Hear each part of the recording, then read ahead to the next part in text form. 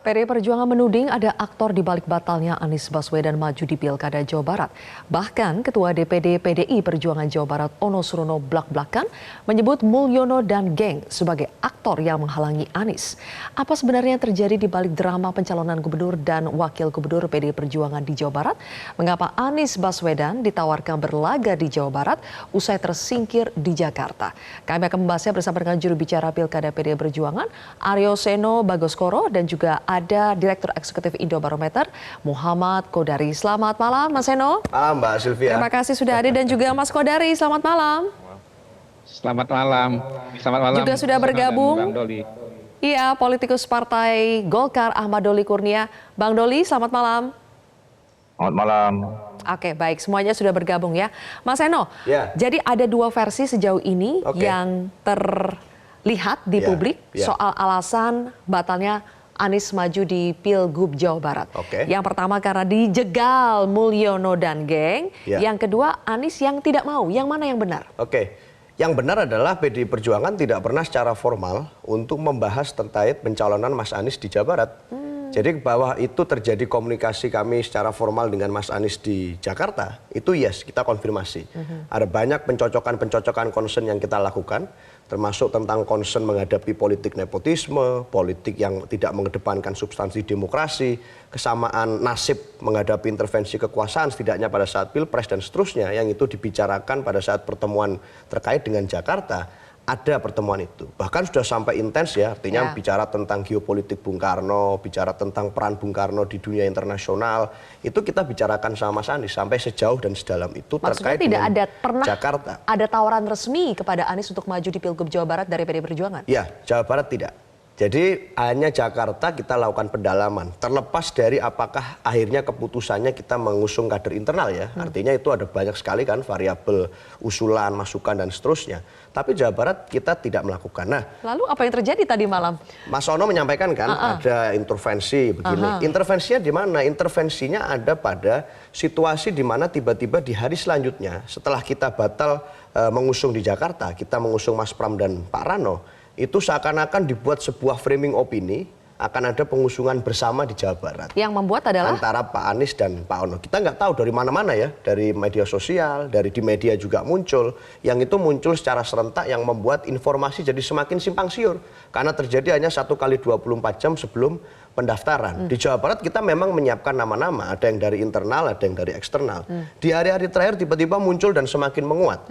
Yang membuat kita berada di posisi sulit dong. Seakan-akan kalau nanti kita stick pada plan A gitu ya, mencalonkan nama-nama yang kami godok sebelumnya, seakan-akan kan kita jadi PHP itu, kalau malam harinya tidak mengumumkan. Padahal nggak ada di plan resmi kita secara formal untuk melakukan itu. Maksudnya yang membuat skenario Anies itu akan dimajukan oleh PDI Perjuangan bersama dengan Ono, itu siapa? Ya itulah yang kemudian disebut oleh Pak Ono, jadi seakan-akan ada intervensi dari luar untuk memposisikan kami di posisi yang sulit. Nah, jadi ini seperti kami ini menghadapi politik Davide Timpera Mbak, di luar ya. Di satu sisi kita ini seakan-akan dipecah belah dengan harus masa pendukung PDI Perjuangan dipecah belah dengan masa Mas Anies Baswedan, seakan-akan kita ini saling bertemu bertumpuk satu sama lain. Padahal dalam konteks tertentu, dalam irisan concern kepentingan tertentu, kita berada pada satu front yang sama dalam melawan politik yang melakukan intervensi kekuasaan semacam itu. Dan politik Davide et Impera ini terjadi dari tahapan-tahapan pasal yang sudah sangat panjang. Kita melihat konflik teman-teman PKB dengan teman-teman NU. Kita melihat bagaimana DPR digunakan untuk berhadapan dengan rakyat saat bicara tentang masalah putusan MK yang terakhir. Tapi kenapa ya Mas Seno, kenapa itu tidak ditegaskan juga oleh Mas Anies ketika mengatakan kepada media alasan dia tidak maju di Pilgub Jawa Barat? Yang kita tangkap adalah Mas Aniesnya tidak mau. Yang kita ketahui sepertinya ada tawaran, tapi Mas Aniesnya tidak mau. Kalau memang misalnya itu yang terjadi, ada upaya untuk memecah dukungan PDI Perjuangan dengan masanya Anies Baswedan, kenapa tidak disampaikan oleh Anies Baswedan? Ya itu pilihan beliau ya, artinya kita juga menghargai Mas Anies, artinya dalam komunikasi kita dengan beliau, banyak hal yang kita anggap itu punya kesamaan concern, yang kita berharap di masa depan pun concern terkait demokrasi ini tetap akan kita jaga komunikasi dengan Mas Anies, karena sudah ditemukan beberapa hal yang kita paham gitu ya, meskipun tentu ada beberapa hal ideologis lain, misalnya dalam prinsip kaderisasi yang tentu tidak semudah itu untuk kita mengusung beliau langsung, tapi dalam konteks concern demokrasi kita menghargai beliau. Jadi ya kita akan melihat perkembangannya. Tapi Mas Eno bisa memastikan bahwa soal framing skenario yang dibuat seolah-olah PD Perjuangan ingin mencalonkan Anies di Pilgub Jawa Barat itu diketahui oleh Anies? Ya saya rasa bahwa harusnya semua diketahui ya. Artinya itu semua terjadi dengan sangat cepat Mbak. 1 kali 24 jam kemarin itu harus melengkapi berkas, harus datang ke KPU, itu sangat cepat. Dengan situasi di mana semua informasi itu proksi muncul untuk membicarakan ini, maka tentu saja simpang siur terjadi. Di Jawa Barat terjadi simpang siur, di media sosial jadi simpang siur, seakan-akan kami jadi bingung semua gitu loh. Komitmennya seakan-akan kita tidak mau melaksanakan bersama-sama. Padahal bukan itu plannya. Gitu. Bahwa ada satu kebutuhan urgensi membangun front nasional untuk melawan politik nepotis, ini penting untuk dilaksanakan, kesadaran ini harus tetap dijaga. Jangan sampai karena dengan pilkada saat ini kita berusaha dipecah belah, ya masalah konstitusi saja bisa kok dilakukan otak-atik gini. Apalagi masalah memecah belah kita, saya rasa sangat mudah ini kalau dilakukan. Coba saya tanya dulu ke Mas Kodari ya, Mr. Q. Kita dengar lagi nih versi yang baru lagi nih dari Mas Eno. Tadi juga sebetulnya Mas Hasto menyiratkan hal yang sama. Bahwa sebetulnya tidak ada opsi untuk mengusung Anies di Pilgub Jawa Barat dari PD Perjuangan dari awal. Tapi ada framing dari pihak yang disebut oleh Ono itu adalah Mulyono dan geng. Seolah-olah Anies ini dimajukan oleh PD Perjuangan di Jawa Barat. Bagaimana tanggapan Anda, Mas Kodari? Saya melihat di sini ada communication ya antara PDI Perjuangan di DPP Pusat dengan PDI Perjuangan di Jawa Barat. Karena saya membaca di media justru pernyataan pasangan Ono maju itu datang dari PDI Perjuangan di Bandung 95%, hampir dipastikan ini DPD Jawa Barat akan mendaftarkan pasangan Anies dan Ono Surono, kata Farsilalahi, bendahara DPC PDI Bandung. Jadi saya melihat ini sebetulnya DPP PDI Perjuangan sedang berusaha menata atau mencari justifikasi bagi masalah komunikasi yang justru terjadi APP dengan DPD bahkan DPC PDI Perjuangan. Nah, Mas Ono mengatakan ada faktor Mulyono. Pertanyaannya Mulyono itu siapa? Gitu. Alamatnya di mana? Bisa nggak lihat KTP-nya? Gitu. Kalau nggak bisa diperlihatkan KTP-nya, maka menurut saya yang disebut sebagai Mulyono yang menjegal pasangan atau majunya Anies di Jawa Barat itu nama lengkapnya Mulyono Surono. Ya, jadi Ono Surono itu nama lengkapnya itu Mulyono. Kalau kita lihat aktor yang secara konsisten terus muncul ya, kalau kita bicara pilkada di Jawa Barat ini, itu hanya Pak Ono Surono ya. Mulai dari wacana Anies Ono Surono, kemudian bergeser jadi Ono JJ Wiratmaja, dan terakhir finalnya JJ dengan Ronald Surapraja gitu. Jadi sebetulnya aktor yang paling konsisten kalau kita perhatikan wacana calon gubernur di Jawa Barat ini adalah Mas Ono Surono. Nah kalau kita... Halo, Mas Kodari? Sendiri, ya di PDI Perjuangan itu Surono sendiri. Jauh selama ini, sip di seluruh Jawa. Oke. Baik, kita sambil perbaiki komunikasi dengan Mas Kodari ya, agak terputus-putus Mas Kodari, ditahan 12%. Dulu. Baik, sekarang saya beralih ke Bang Doli. Bang Doli, Anda juga pasti sudah menyimak perkembangan politik terbaru ya dari Jawa Barat. Dan lagi-lagi yang tertuduh adalah Mulyono dan geng. Dalam beberapa kesempatan yang dipahami oleh publik, Mulyono itu adalah Presiden Jokowi karena nama kecilnya dulu. Jadi bagaimana Anda menyikapi bahwa batalnya Anies Baswedan di Jawa Barat itu lagi-lagi karena Presiden Jokowi? Gini Zilvi, ya, dalam menghadapi kontestasi pilkada ini, setidaknya ada 3 variabel yang akan menjadi pertimbangan di dalam mengambil keputusan pada penetapan pasangan calon. Ya, yang pertama adalah figur, ya, tokoh dan ketokohan yang akan dicalonkan itu. Jadi kalau kita mempunyai calon yang kita anggap bagus, ya, capable, punya pengalaman, memimpin daerah, nah tentu itu cukup layak untuk dicalonkan. Nah, variabel yang kedua adalah dukungan partai politik. Karena memang dalam peraturan perundangan kita yang mencalonkan itu adalah partai politik dan gabungan partai politik. Nah, yang ketiga yang memenangkannya adalah penambahan dukungan jaringan sosial. Nah, dalam proses pencalonan, yaitu akan harus ada gabungan antara ketiga faktor ini. Jadi misalnya ada tokoh bagus ya, tapi kemudian dia tidak mau maju, ya itu kan nggak bisa juga. Atau ada tokoh bagus mau maju tapi nggak dapat dukungan partai politik, nggak bisa juga. Nah ini kombinasi yang harus diselaraskan. Nah kalau kasus Jawa Barat ini, menurut saya ya tadi udah jelas menyatakan bahwa Pak Anies Baswedan tidak bersedia maju di Jawa Barat, dan kemudian pada akhirnya teman-teman PD Perjuangan dijelaskan sama Pak Aryo tadi, ya tidak pernah juga ada bicara formal tentang pencalonan Pak Anies gitu. Jadi dari tiga faktor tadi sebetulnya ya persoalannya apa gitu kalau kemudian melebar-lebar ke soal ada yang intervensi dan segala macam. Simpel aja kalau pencalonan itu dari menghadap pilkada tiga itu. Jadi dan kami ya saya misalnya dari Partai Golkar yang tergabung dengan Koalisi Indonesia Maju, ya nggak punya pretensi juga untuk mengintervensi misalnya Mas Anies dipaksa-paksa maju dong di Jawa Barat gitu. Itu hak pribadi, hak konstitusional seorang warga negara. Atau kita juga nggak bisa ngurusin campur tangan urusan dapur teman-teman partai politik yang lain. Baik. Ya karena partai politik punya kedaulatan, punya otoritas ya untuk menentukan pilihannya siapa gitu. Jadi siapapun yang kemudian diputuskan oleh partai politik itu ya kita harus hormati gitu. Oke, baik. Mas Seno, jadi apakah sebetulnya ada salah komunikasi atau komunikasi yang tidak baik juga antara DPP PD Perjuangan dengan DPD PD Perjuangan? Sebetulnya yang ngebet mengusung Anies itu adalah DPD PD Perjuangan di Jawa Barat.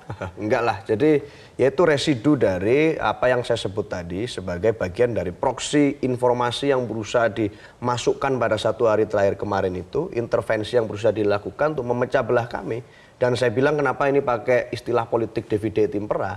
Ini kan konsekuensi juga dari apa yang disebut sebagai Raja Jawa itu. Otomatis konsekuensi logisnya saya jadi ingat dong dengan politik divide et impera. Ini kalau membaca the bigger picture-nya, semua sekarang seakan-akan diadu domba satu sama lain.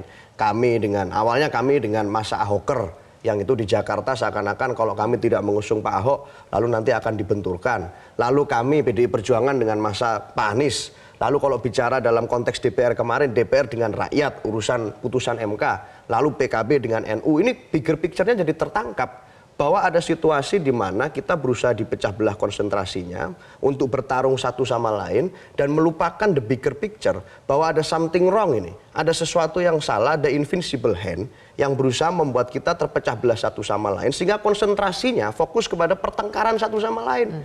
Soalnya kan masalahnya hari ini kita menghadapi problem yang belum selesai. Tentang bagaimana aturan main kemarin itu berusaha diotak-atik. Bagaimana kesetaraan keadilan bagi semua orang itu berusaha diotak-atik. Tentunya residu-residu dari politik divide et impera itu banyak. Salah satunya misinformasi, disinformasi yang disengaja, sengaja untuk melakukan pemecah belah dengan cara menyebarkan situasi yang memaksa kita berada di posisi sulit. Itu dilakukan. Sehingga ini yang saya baca sebagai satu tarikan nafas yang tidak bisa lepas satu peristiwa dan peristiwa lain. Iya. Tapi yang menarik ya Mas Seno, untuk provinsi seperti Jawa Barat kan harusnya itu persiapannya itu matang. Betul. Siapa yang dicalonkan itu betul-betul dipikirkan dengan serius. Tapi sampai kemarin kita melihat sepertinya dalam tanda kutip ya agak main-main, agak memaksakan pada akhirnya JJ dengan Ronald itu pun lewat Zoom pencalonannya. Nanti dijawab Mas Seno, kita akan jeda terlebih dahulu pemirsa. Prime Time News akan kembali sesaat lagi. Kembali di Prime Time News pemirsa. Mas Seno, untuk provinsi sekelas Jawa Barat, kok PDI Perjuangan sepertinya kurang persiapan begitu? Enggak lah, kita semua sudah mempersiapkan yang terbaik. Artinya saat ada dinamika, aspirasi yang masuk, semuanya kita godok dengan baik. Tentu saja ada dialektika di situ. Itu yang disebut Bu Mega dialektika dalam pidatonya ya. Menghadapi situasi di mana seperti sikap politik partai kami sebelumnya yang kita mengatakan bahwa tantangan terbesar adalah menjaga agar demokrasi kita tidak kembali pada otoritarian populisme, tidak pada masa itu, maka diperlukan dialektika. Nah, yang terjadi di Jawa Barat kemarin itu adalah dialektika itu. Nah, dalam konteks kami mengusung kader, kami teguh pada prinsip. Seringkali memang orang bingung dengan kenapa kok PDI Perjuangan mengusung nama yang secara elektoral misalnya ini tidak dominan, lalu nama yang misalnya baru. Tetapi dalam konteks pengalaman politik kami sebelumnya, nama Mas Ganjar saat melawan Pak Bibit Waluyo juga sangat rendah pada waktu itu.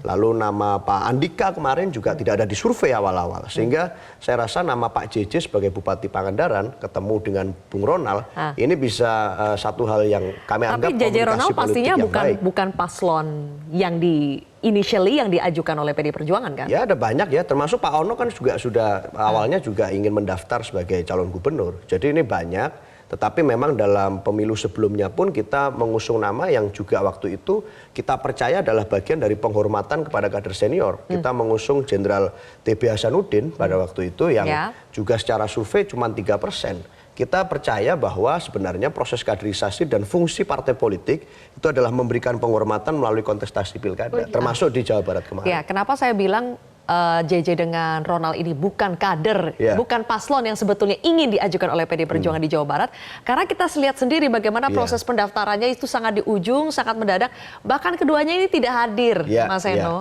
Jadi benar ya, itu paslon yang dipaksakan dalam tanda kutip? Ya nggak dipaksakan ya, tetapi semua kader kan harus siap saat ditugaskan sewaktu-waktu. Dan apalagi Bung Ronald ini juga sudah jadi kader cukup lama, kemarin ikut nyalek, kemudian ikut juga mengikuti prosedur pendaftaran calon wali kota Bandung di PDI Perjuangan.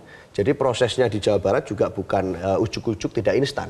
Maka pada saat ditugaskannya di wakil gubernur, ya Bung Ronald harus siap sebagai cara kita untuk menyampaikan ideologi partai dengan bahasa yang lebih mudah dan sehari-hari. Pada akhirnya kan orang mengaitkan ya timelinenya ketika Anies mengatakan bahwa dia menolak tawaran dari PD Perjuangan, lalu muncullah paslon yang baru kita dengar, JJ dengan Ronald.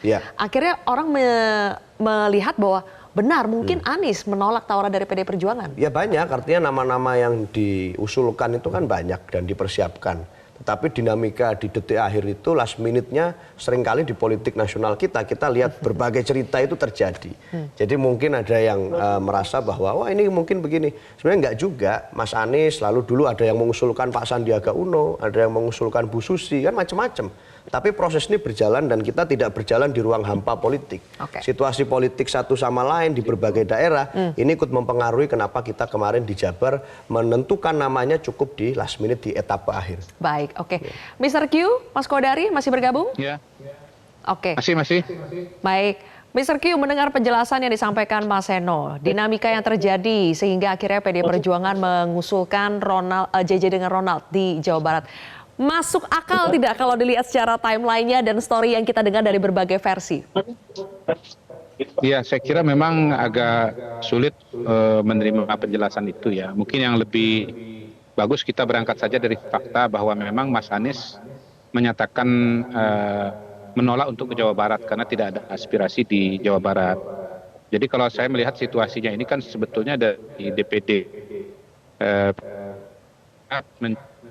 figur yang bisa bertanding kan di Jawa Barat supaya maka kemudian Anies Baswedan. Nah ternyata kita tidak mau.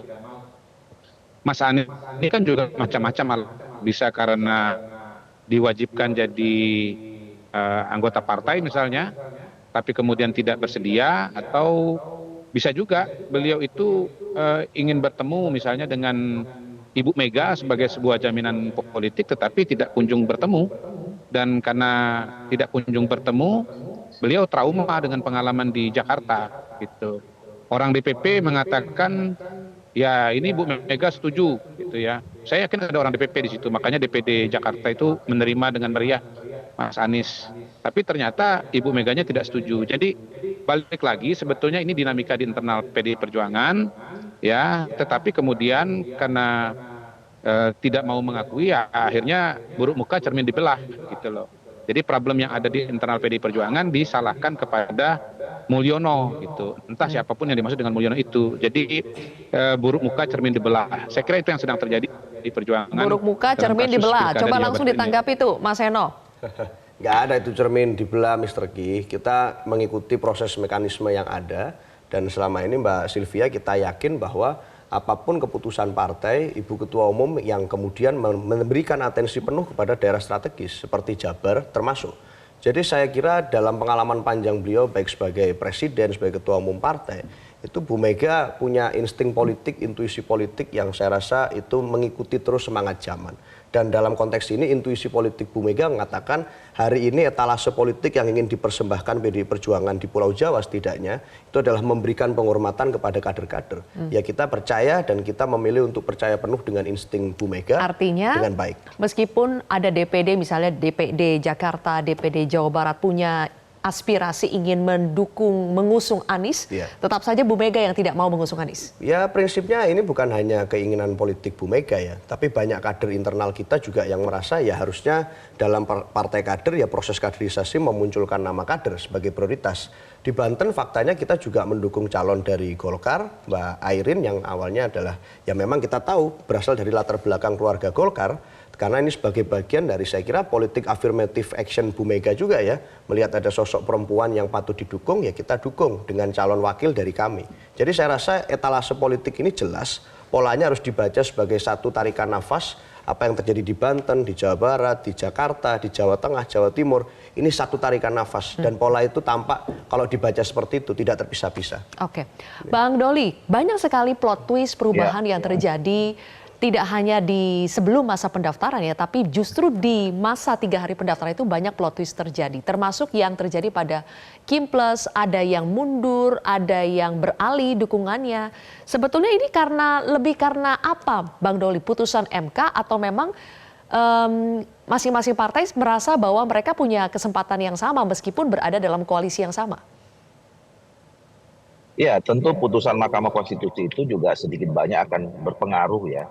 Walaupun tidak terpengaruh pada perubahan peta politik secara makro, setidaknya ada perubahan strategi di masing-masing gabungan partai politik pengusung pasangan calon tertentu di setiap daerah gitu. Tetapi yang menarik begini menurut saya ya, pada akhirnya kalau saya pernah mengatakan bahwa kontestasi pilkada ini atau tidak akan ada satu partai politik atau gabungan partai politik masuk pada sebuah kompetisi yang tidak ingin menang. Pasti semuanya judul besarnya adalah menang. Tetapi menariknya kalau kita lihat fenomena terakhir ini ya, kemenangan itu ternyata pilkada ini hanya bagian dari kemenangan antara ya, yang nanti itu adalah kemenang besarnya di 2029. Nah jadi bisa jadi yang dimaksud dengan kemenangan di pilkada ini bukan hanya sekedar kita menang pada calonnya, tetapi juga misalnya bagaimana satu partai politik itu bisa mempertahankan bahwa kader-kadernya yang selama ini juga dibina bagus ya, itu memang bisa berkontestasi. Nah yang kemudian efeknya adalah bagaimana mesin partai yang selama ini sudah terbangun juga itu bisa terawat, ya bisa kemudian di-maintain seperti itu ya, yang itu nanti mudah-mudahan juga bermanfaat pada pemilu 2029. Nah ini saya kira salah satu keunikan ya pilkada 2024 yang serentak secara Indonesia yang kemudian berdekatan dengan kemarin hasil pilpres yang kemudian tinggal satu-satunya yang pilkada yang menjelang 2009 tidak lagi ada pilkada selain ini. Nah saya kira seperti PDIP, Golkar, dan kemudian dan partai-partai yang lain ya saya kira yang mengedepankan soal kaderisasi itu juga akan mempertimbangkan soal itu gitu. Baik, oke. Kita beralih ke topik bagaimana respon Mas Anies tidak hanya soal Pilgub Jawa Barat, tapi Mas Anies juga dalam konferensi persnya itu mengatakan ada kemungkinan bahwa ia akan membuat partai baru. Coba kita simak bersama pernyataannya. Kalau masuk partai, pertanyaannya, partai mana yang sekarang tidak tersandra oleh kekuasaan? Nah, jangankan dimasuki, mencalonkan saja terancam. Agak berisiko juga bagi yang mengusulkan. Jadi ini adalah sebuah kenyataan nih. Jadi kita lihat aja ke depannya. Apakah lalu akan buat partai politik baru? Gini, bila untuk mengumpulkan semua semangat perubahan yang sekarang makin hari makin terasa besar. Dan itu menjadi sebuah kekuatan, diperlukan menjadi gerakan, maka membangun ormas atau membangun partai baru, mungkin itu jalan yang akan kami tempuh. Kita lihat sama-sama ke depan. Semoga tidak terlalu lama lagi kita bisa mewujudkan langkah-langkah konkret untuk bisa mewadahi gerakan yang sekarang ini makin hari makin membesar. Menginginkan Indonesia yang lebih setara, demokrasi yang lebih sehat, politik yang lebih mengedepankan policy gagasan. Banyak yang berpikir Mr. Q ketika Anies tidak bertanding di pilkada itu karir politiknya sudah end game begitu ya. Tapi ketika mendengarkan pernyataan barusan, apakah sangat mungkin Anies akan membentuk partai baru supaya tidak kehilangan momentum menuju 2029? Kode keras. Menurut saya itu kode keras dari Mas Anies. Bahkan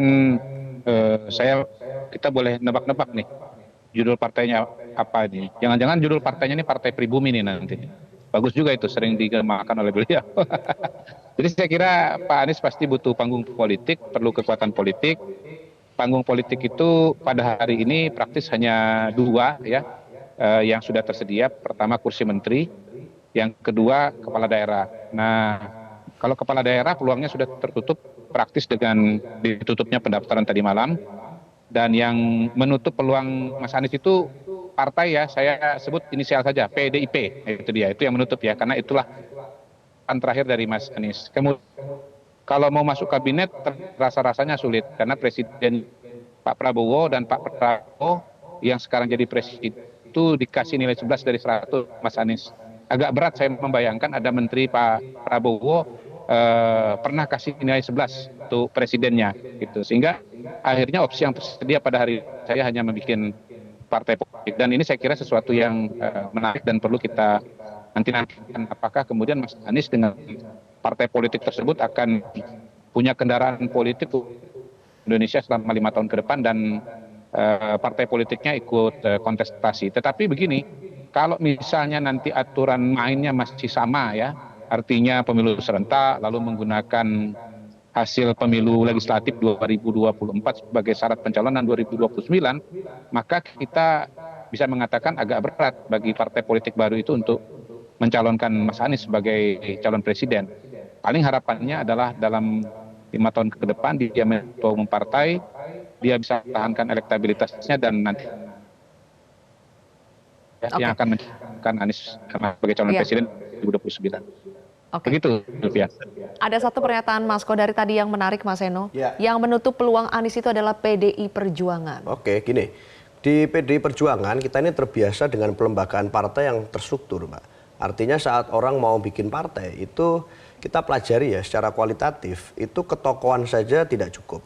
Itu harus dikaitkan dulu dengan pelembagaan partai, baru kita bisa bicara tentang ketahanan partai. Nah, PDI Perjuangan ini kalau bicara ketahanan, secara sejarah kita sudah melewati berbagai fase sejarah yang membuktikan bahwa ketahanan partai itu terbukti berhasil karena kita mengedepankan pelembagaan.